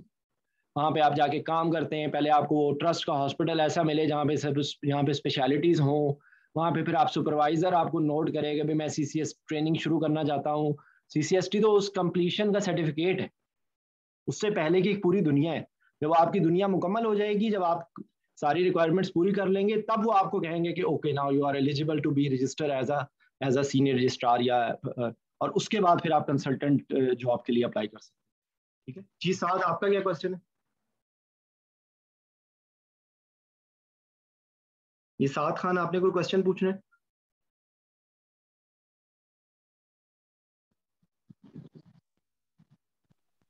जी सलाम सर। सर वो मैंने ये पूछना है कि अगर कोई MS एनेस्थीसिया कर रहा है और वो USMLE करना चाह रहा है आगे, ताकि फेलोशिप की से अपॉर्चुनिटी मिले ऑब्स्टेट्रिक में, पीड्स में आपके, तो MS एनेस्थीसिया उसका कंप्लीट करके पहले फिर मतलब वो उधर गए, मतलब MS एज गुड एज है FCPS के उधर रिकॉग्नाइज है? आपके ख्याल से अमेरिका के अंदर जो आपको वो जॉब देंगे वो किस बेस पे देंगे आपको? डिग्री की बेस पे? नहीं, एक्सपीरियंस की बेस पे। सही। तो ये मैंने आपको बताया ना कि ना तो उनको FCPS का पता है, ना उनको MS का पता है, ना उनको MCPS का पता है। They don't know and don't believe anything. ठीक है, आपने USMLE किया है, आपके स्कोर्स देखेंगे, आपको इंटरव्यूज लेंगे, आपको इंटरव्यू में आपकी वो हर चीज को जज करेंगे और फिर वो आपको ट्रेनिंग देंगे, वो आपको फेलोशिप देंगे। तो अगर जिस बंदे ने ये काम करना है, क्योंकि देखें हम मेरी अगर मैं अपनी कोई CV आपको दिखाऊं तो उसके अंदर जो चीज का गैप है वो है रिसर्च का। मेरी रिसर्च का कॉलम बिल्कुल खाली है। ठीक है, FCPS में हम लोग जिस तरीके से डेजर्टेशन सिनॉप्सिस लिखते हैं वो हमें ही पता है, आपको भी पता है, वो बताना शर्मिंदगी है। ठीक है, तो ये इस सब लोगों को, ये आप लोग जो देखें, ये सब्सिक्वेंटली अगर खामोशी इख्तियार हो जाएगी and nobody will be asking anything, तो आपका नुकसान है, मेरा तो कोई नुकसान नहीं। मैं तो आपको सिर्फ इसलिए मैं आप लोगों के पीछे पड़ रहा हूँ क्योंकि 10 साल पहले आई विश कि मुझे किसी ने स्ट्रेस देके ये बात बताई है, तो मैं तो सिर्फ इस वजह से आप लोगों से बात कर रहा हूँ। लेकिन होता क्या है कि इस तरह की कोई गुफ्तगू होती है, उसके बाद थम्स अप होते हैं, उसके बाद खामोशी इख्तियार होती है। आप लोग सब लोग बेसिकली समरी ये है कि आपके USMLE के स्कोर्स और आपका जो क्लिनिकल एक्सपीरियंस और रिसर्च है, ये आपको मतलब कि वो फेलोशिप जो 1 ईयर की है उसको मतलब कि करने में हेल्प आउट करेगा। एग्जैक्टली। देखें मैंने जब आज से मुझे 3-4 साल पहले ये बात पता चली थी, लेकिन अनफॉर्चुनेटली मैं उसको कैपिटलाइज नहीं कर सका। मैंने इरादा कर लिया, but because of some family circumstances I came back to Pakistan, और पाकिस्तान में आके तो बंदा कुछ भी नहीं कर सकता, मैं नहीं कुछ कर सका। ठीक है, तो इसलिए आई कुडंट डू। और लेकिन ये है कि ये चीज़ें आपको चांस लेना पड़ेगा। मैंने उस वक्त अपनी क्लास वालों से पूछा था जो अमेरिका में रेजिडेंसी कर रही मैंने उससे कहा मैं फेलोशिप करना चाहता हूँ, तो उसने मुझसे पूछा USMLE का स्कोर कितना है। मैंने कहा अभी तो मैं USMLE की तैयारी शुरू करने लगा हूँ। तो वो उसने मेरी वो बेइज्जती की कि अभी तुमने USMLE तो किया नहीं है, तो तुम मुझसे फेलोशिप की बातें कर रहे हो। तो बेसिकली आप अपनी लक को इस्तेमाल करें। और अभी मैं आपको 1-2 बातें भी, मुख्तलिफ लोगों के सवाल आए थे, मैं उनके भी आंसर देता हूँ। USMLE देखें, it is valid for life. ठीक है, आपने स्टेप 1 स्टेप 2 कर लिया, आपने स्टेप 3 कर लिया, आपने क्लिनिकल्स कर लिए, इंटर्न कर लिया, तो उसका अगर कोई बंदा इसको प्लान करे ट्रेनिंग के दरमियान में, तो वो क्या करे कि वो वीजा लगवाए पहले, और वो वीजा लगवा के और वहां पर अपनी ट्रेनिंग की बेस पे वहां पर इंटर्नशिप अप्लाई करे, और इंटर्नशिप के दरमियान में ही वो CSA पास कर ले। आजकल for the time being till further order उन्होंने OET को कर दिया इस लिस्ट में। जिस बंदे ने OET किया है उसका क्लिनिकल स्किल असेसमेंट जो है ना वो एग्जेम्प्टेड है, उसको क्लिनिकल स्किल आजकल एग्जाम्प्ट हुआ है। स्टेप 1 स्टेप 2 करना है और आपने स्टेप 3 करना है। ठीक है। लेकिन जो क्योंकि पाकिस्तान में वीज़ा की भी प्रॉब्लम होती है, अक्सर लोगों को वीज़ा ही नहीं लगता, तो इसलिए बेहतर ये है कि ड्यूरिंग योर ट्रेनिंग आप अपनी एक तो पढ़ाई को इम्प्रूव करें, ठीक है, और on the basis of some exam या कोई कॉन्फ्रेंस या कोई इंटर्नशिप के लिए अप्लाई करें। और अगर आपको इंटर्नशिप मिल जाती है तो उसके दो फायदे होंगे। अगर आप वहां पर 15-20 दिन रहकर आ जाते हैं और आपका उस हॉस्पिटल के अंदर एक रैपो डेवलप हो जाती है, and for later on you do your you do your USMLE, तो आपके लिए वहां पर चीजों को मैनेज करना आसान हो जाएगा। हो सकता है इस हॉस्पिटल में ये एक क्वेश्चन है कि ग्रेजुएशन के बाद इंटर्नशिप कर सकते हैं? ग्रेजुएशन के बाद तो ऑब्जर्वरशिप या एक्सटर्नशिप नहीं होती बस?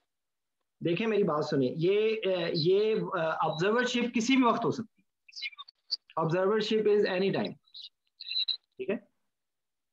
अच्छा, ये एक किसी ने पूछा था, मैं क्वेश्चन में आंसर कर दूं, फिर मैं जिन्होंने रेस किया उनसे भी बात करता हूँ। यूके का में एफसीपीएस के बाद कोई मुश्किल काम नहीं है। आप ओईटी की तैयारी करें, ओईटी का इम्तहान दें, अपने डॉक्यूमेंट्स की वेरिफिकेशन होती है एपिक पे, तो मुझे नहीं पता, मैंने नहीं करवाई इसलिए मुझे नहीं पता, लेकिन एपिक की वेरिफिकेशन होती है। जीएमसी तो आपका 6 महीने के अंदर आपकी जीएमसी हो जाएगी अगर आपने एफसीपीएस पास कर लिया और ओईटी कर लिया, ठीक है, तो that is not a problem. अच्छा, सऊदी अरब में एंटर होने का प्रोसेस ये है कि जिसने एफसीपीएस किया है वो उसके बाद अगर उसको 5 साल अभी नहीं हुए तो वो सीनियर रजिस्ट्रार के तौर पे होगा। सबसे पहले वो डाटा फ्लो करवाएगा, सबसे पहले data flow for Saudi Arabia. Data flow का जैसे रिजल्ट आ जाए, अपने सारे डॉक्यूमेंट्स आपने स्कैन करने हैं और आपने Saudi commission for health specialities की वेबसाइट पे आपने रजिस्ट्रेशन के लिए अप्लाई करना है। सेल्फ एक्सप्लेनेटरी है प्रोसीजर। उसके बाद वो आपसे एक इनिशियल फीस लेंगे डॉक्यूमेंट्स को प्रोसेस करने के, उसके बाद वो आपको एक एलिजिबिलिटी नंबर दे देंगे। उस एलिजिबिलिटी नंबर की बेस पे आपको प्रोमेट्रिक का एग्जाम देना होगा। वो सेंटर पाकिस्तान में मुख्तलिफ शहरों में हैं प्रोमेट्रिक के, वो आपको प्रोमेट्रिक का एग्जाम देना होगा, which is not difficult, which is not easy, it's a mid way exam. और पाकिस्तान के जिस तरह के आप लोगों के एफसीपीएस में एमसीक्यूज आते हैं उसी किस्म के एमसीक्यूज होते हैं, लेकिन उनमें से बहुत सारा पूल आउट है पहले ही, वो जब आपने करना हो मेरे पास उसका सारा पूल पड़ा हुआ है, और बल्कि एमसीक्यूज के फोल्डर में आप लोगों ने अगर देखा हो तो वो मौजूद है, एमसीक्यूज का वो पूल मैंने सारा उसमें भी डाला हुआ है। तो वो एमसीक्यूज का एग्जाम होगा, वो आप पास करेंगे तो आपकी क्लासिफिकेशन हो जाएगी as senior registrar. And then आजकल हुआ ये है कि पहले तो यहाँ पे बिल्कुल सिस्टम दूसरा था कि बगैर क्लासिफिकेशन के भी जॉब मिल जाती थी सऊदी अरब में, लेकिन आहिस्ता आहिस्ता अब यहाँ पे इतनी सख्त मतलब हो गया है कि वो उन लोगों को प्रेफर करते हैं जिनकी पहले ऑलरेडी सऊदी कमीशन के अंदर क्लासिफिकेशन हो चुकी। तो जिनकी जो सऊदी अरब अगले आने वाले दौर में आना चाहते हैं उनको एटलीस्ट अपनी क्लासिफिकेशन करवा लेनी चाहिए, ठीक है। ये है चीज, ठीक है। निशान, एमसीपीएस वालों के लिए भी यही तरीका है? एमसीपीएस वालों के लिए भी यही तरीका है, लेकिन एमसीपीएस वालों को जो है वो अगर 2 साल से कम है तो उनको इम्तहान देना होगा जीपी का, तो इसलिए मैं वो रिकमेंडेड नहीं है, ठीक है ना। जी सर, ये डॉक्टर ताहिर आप हैं? जी बिल्कुल सर, सॉरी, आप वो उसमें आ गए क्लोन हो गए ना, मैंने कहा ये अभी मैंने देखा है। खुदा को भी करे, इसमें सॉरी की क्या बात है, मैं सुन रहा था, बड़ी मजे की डिस्कशन हो रही है। तो अब इसमें यूएई के बारे में बातें जो है वो ताहिर भाई बता देंगे, ठीक है जी। जी तो बच्चों, मैं 1-2 चीजें क्लियर कर दूं। बड़ी डिटेल में बता दिया ज़ीशान ने अपना सऊदी अरब का, अपना यूके और अमेरिका का भी कुछ, लेकिन मैं टू सम अप कुछ चीज़ें जो हैं वो बता दूं। देखें, एक शुरू में ही माइंडसेट होता है बंदे ने अपना एक मिनिमम स्टैंडर्ड, एक होता है मैक्सिमम की तो लिमिट कोई नहीं है, एक होता है मिनिमम स्टैंडर्ड। से हमारे हाउस जॉब में कुछ लोगों ने कहा जी हमने आगे नहीं पढ़ना, हमने जीपीशिप करनी है, in they are very well settled.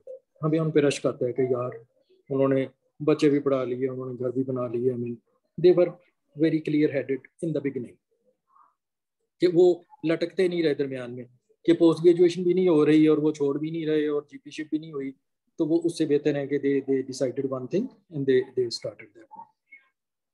Anaesthesia में मैं भी इसी माइंडसेट के साथ आया था या लाया गया था कि आओ डीए करेंगे और प्रैक्टिस करेंगे और पैसे कमाएंगे। और डॉक्टर ज़ीशान जो पहले एमसीपीएस की बात कर रहे थे, वो भी तकरीबन मेरा ख्याल है यही एक अप्रोच होती है कि to get money as early as possible. अभी आप जो 30-31 लोग बैठे हैं, इनमें से भी कुछ लोगों के ज़हन में ये होगा, बल्कि मैंने एक क्वेश्चन भी पढ़ा है कि how to get settled in short time. तो देखें, अगर तो आपने अपने ही एरिया में कुछ छोटा मोटा हॉस्पिटल बनाना है, प्रैक्टिस इस्टेब्लिश करनी है, तो फिर ठीक है, minimum qualification required for that either DA MCPS करें, अपना प्रैक्टिस करें अपने एरिया में, अपना सेटअप बनाएं, clinic, hospital, whatever you can do that. लेकिन अगर आप चाहते हैं कि मेन स्ट्रीम में आपने compete करना है, आपने एकेडमिक्स में आगे जाना है, असिस्टेंट प्रोफेसर या और आगे, या एज अ कंसल्टेंट आपने एक्सेल करना है पाकिस्तान के अंदर, ये पहला स्टेप है। इवन पाकिस्तान के अंदर आपने compete करना है या एक्सेल करना है, तो then fellowship is the answer. वो उसमें बहुत क्लियर है, नो अदर क्वेश्चन। फिर MCPS, अगर आपने ड्यूरिंग FCPS स्टडी आप MCPS दे देते हैं, दैट इज अनदर थिंग, लेकिन उसको टारगेट मत करें, सीधे FCPS की तैयारी करें, उसको करें, उसके अलावा और कोई तरीका। फिर आ जाता है इंटरनेशनल सिनेरियो। इंटरनेशनल में FCPS करके कुछ लोगों की ट्राई होती है कि जी मैंने कुछ कर लिया, अब मैं गल्फ में जाऊँ, कल ही चला जाऊँ, सेट हो जाऊँ और मैं पैसे कमाना शुरू करूँ। ये बहुत सारे लोगों का, अभी भी मुझे बहुत सारे डॉक्टर जीशान को भी आते होंगे मैसेजेस, ईमेल, फोन कि जी हमें जॉब ले दें और हमने यहाँ पे सेट होना। ये भी एक अप्रोप्रिएट नहीं है, ठीक है। उसमें मैं आपको ब्रीफली थोड़ा सा बता देता हूँ, बाकी बहुत सारी चीज़ें तो डॉक्टर जीशान ने बता दी सऊदी अरब के बारे में।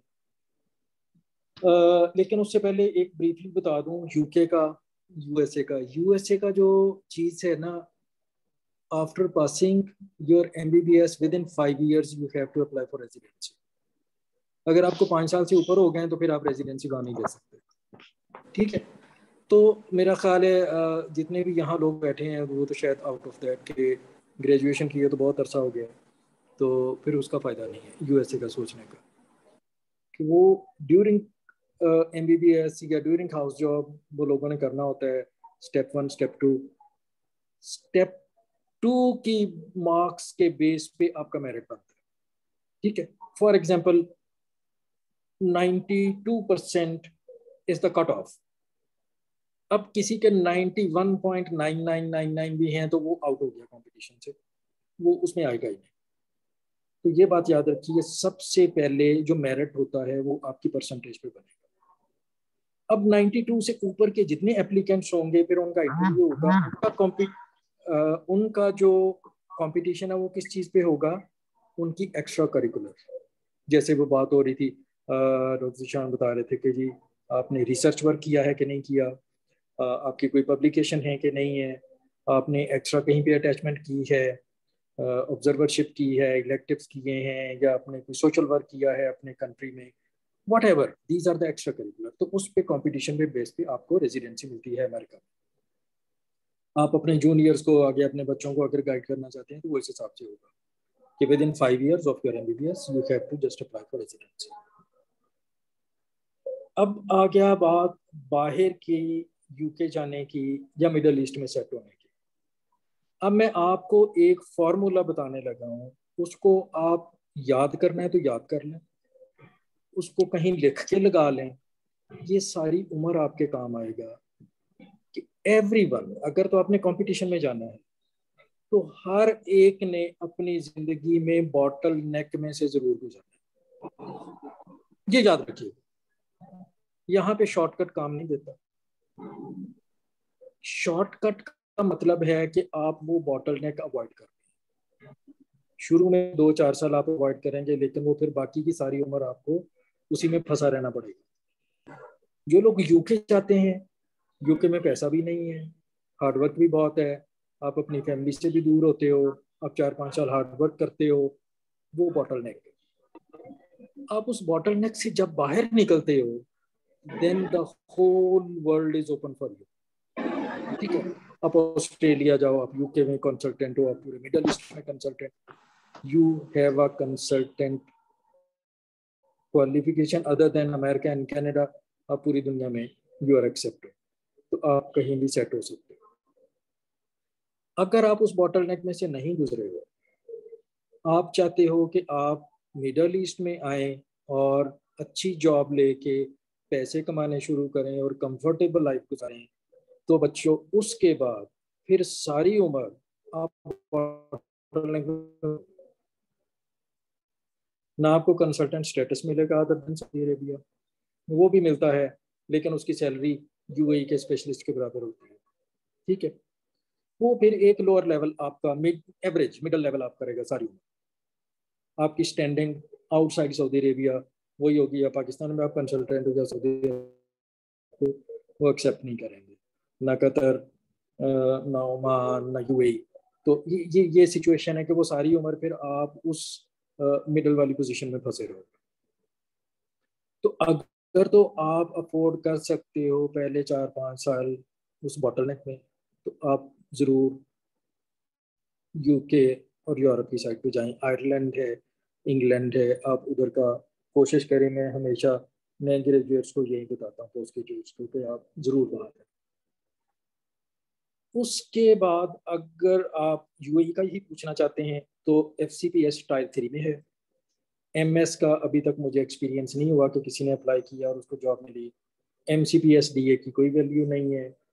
FCPS टायर 3 का मतलब है कि for rest of your life आप स्पेशलिस्ट पोजीशन पे ही रहेंगे, आप कंसल्टेंट नहीं बन सकते। और उसमें भी जो गवर्नमेंट हॉस्पिटल्स हैं उनमें थोड़ी सी बेटर सैलरी है, अराउंड 35,000 37 तक चली जाती है, प्लस हाउसिंग। जो प्राइवेट सेक्टर है उसमें हर प्राइवेट जो कंपनी है उनका एक डिफरेंट पैकेज है। अराउंड 30,000 प्लस, या टोटल एक पैकेज दे रहे हैं दुबई में 40,000, और उसमें सब कुछ इंक्लूडेड है, आपकी सैलरी, आपकी हाउसिंग, आपका एयर टिकट, एवरीथिंग। तो ये आप देख लें, क्योंकि जो एक एक्सपेंसिव लाइफस्टाइल एक बनता जा रहा है, और जब आपके बच्चे बड़ी क्लासों में जाना शुरू होते हैं तो फिर ये सफिशिएंट अमाउंट नहीं होती, then you are in compromised situation. तो ये चीज़ आप ज़रूर ध्यान में रखिएगा कि फिर आपके पास और ऑप्शन नहीं होती, ना आप वापस पाकिस्तान जा सकते हैं, क्योंकि उस सेटअप से निकले हुए आपको एक अरसा हो गया हुआ है, दोबारा वापस जाना, उसमें एंटर होना, और फिर आपके एक्सपेंसेस इतने बढ़ चुके होते हैं कि उनको कैसे आप कॉम्पनसेट करें, तो फिर आप इसी बॉटलनेक में फंसे रहते हैं for rest of your life. तो ये चीज़ें यूएई में, मिडल ईस्ट में आने से पहले आप लोगों को क्लियर होनी चाहिए कि अगर आपने ये ऑप्ट करना है तो these are the plus and minus. Initially जब बच्चे छोटे हैं तो लाइफ इज़ वेरी कंफर्टेबल, आपको अच्छा भी लगता है, थोड़े से पैसे भी आते हैं, शॉपिंग भी करते हो, इधर उधर दुनिया भी घूमते हो, वो अच्छा लगता है। लेकिन जो आखिरी पीरियड है ना बच्चों की बड़ी क्लासों वाला, वो फिर काफ़ी डिफिकल्ट हो जाता है। तो इसमें अगर कोई आपका क्वेश्चन है ज़ीशान भाई, आप कुछ सर मैं इसमें आपको सिर्फ आपकी बात से मैं वहीं से ही मैं आगे लेके जाऊंगा।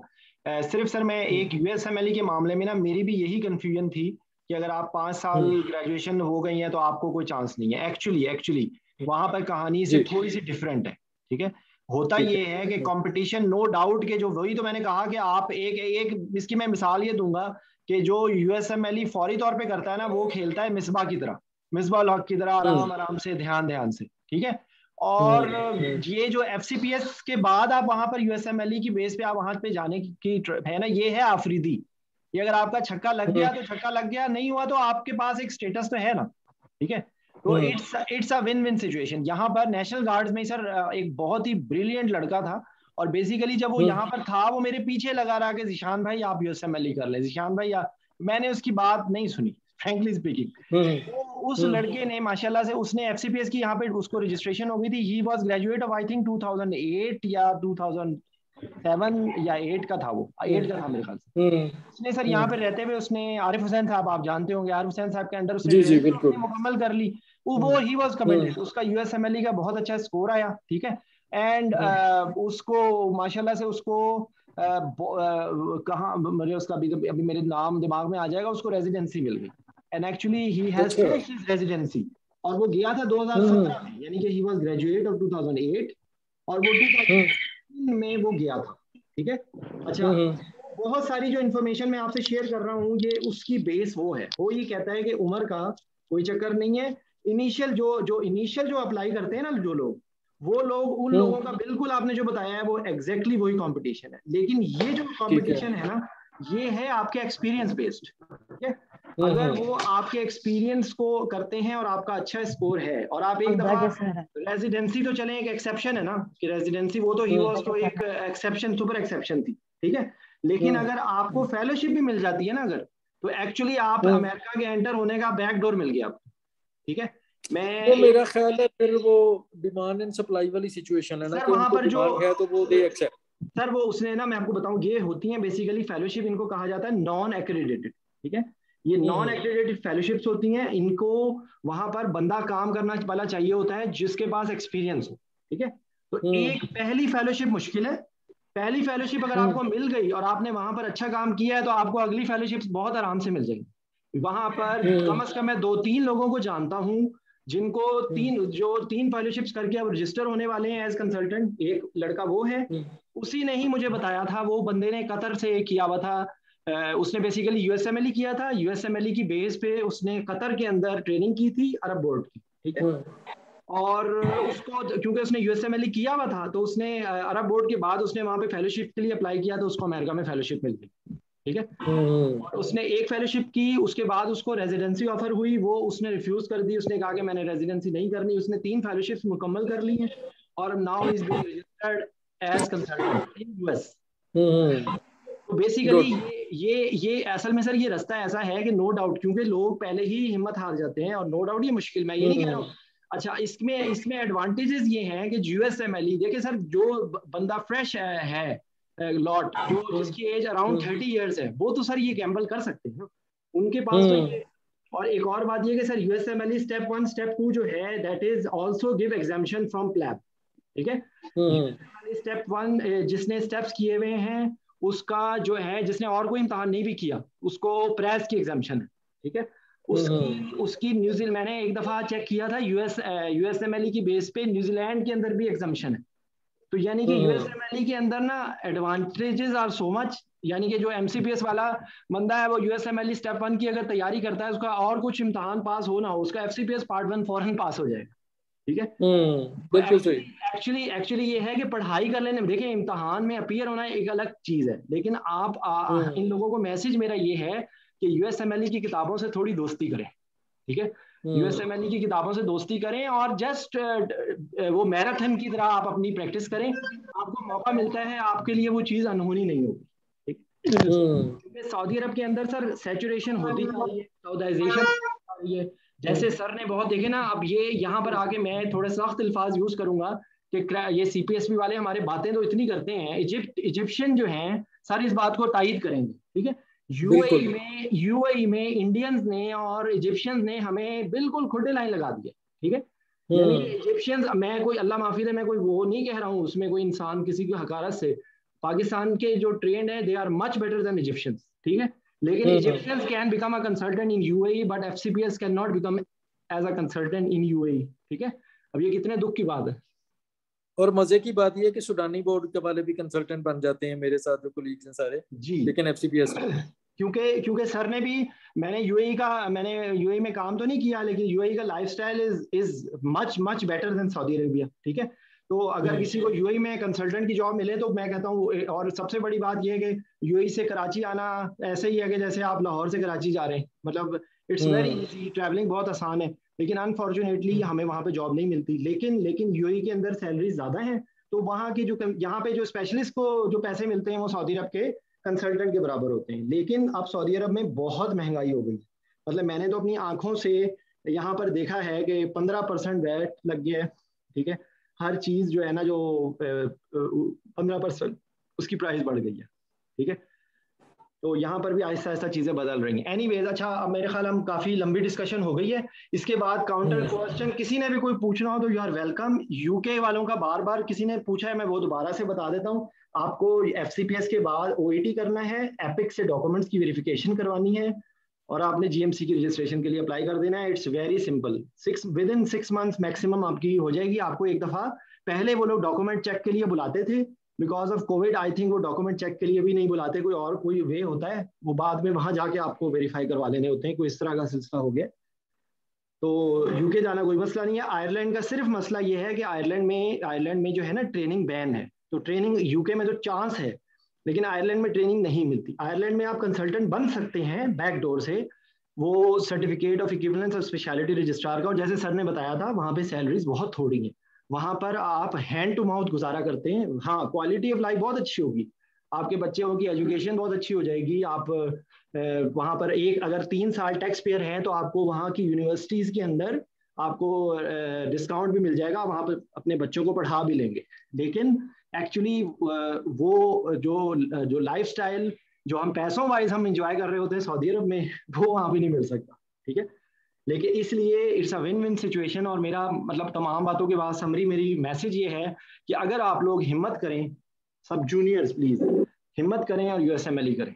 आपके पास एक ऐसा चांस होगा कि अगर आफरीदी की तरह का आपका छक्का लग गया तो आपकी दुनिया बदल जाएगी। ठीक है, और नहीं हुआ तो यूएसएमएलई की नॉलेज एनेस्थीसिया के डॉक्टर को वैसे ही होनी चाहिए। आपकी बहुत अच्छी आपकी क्लिनिकल प्रैक्टिस में फायदा होगा।